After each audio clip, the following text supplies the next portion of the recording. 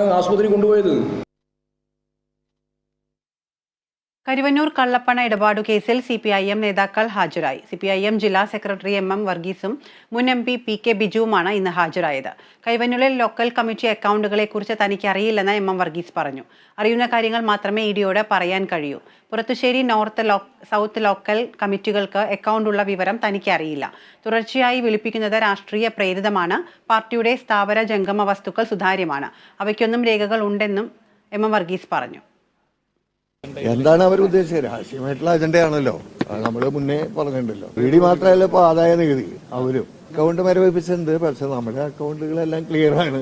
അതിന്റെ റിട്ടേൺസ്, വാർഷിക റിട്ടേൺസ് നമ്മൾ ആദായ നികുതി വകുപ്പിന് കൊടുത്തിട്ടുണ്ട്, അവരത് ഇലക്ഷൻ കമ്മീഷൻ കൊടുത്തിട്ടുണ്ട്. എല്ലാം ക്ലിയർ ആണ്. എന്തേ വെളിപ്പെടുത്താത്ത അക്കൗണ്ട്?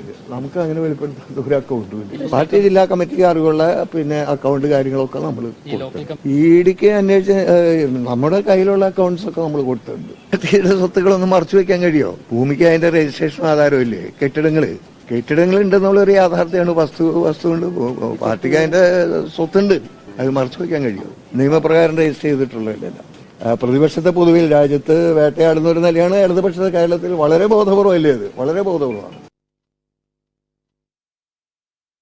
ഇടുക്കിയിൽ കേരള സ്റ്റോറി പ്രദർശിപ്പിച്ച് ഇടുക്കി രൂപത. സൺഡേ സ്കൂൾ വിദ്യാർത്ഥികളുടെ പഠന പ്രവർത്തനത്തിന്റെ ഭാഗമായിട്ടാണ് കേരള സ്റ്റോറി പ്രദർശിപ്പിച്ചത്. കുട്ടികൾ പ്രണയക്കുരുക്കിൽ അകപ്പെടാതിരിക്കാൻ ബോധവൽക്കരണം എന്ന നിലയ്ക്കാണ് സിനിമ പ്രദർശിപ്പിച്ചതെന്ന് ഇടുക്കി രൂപത വ്യക്തമാക്കി. ഈ മാസം 2, 3, 4 തീയതികളിലായി ഇടുക്കി രൂപത സൺഡേ സ്കൂൾ വിദ്യാർത്ഥികൾക്കായി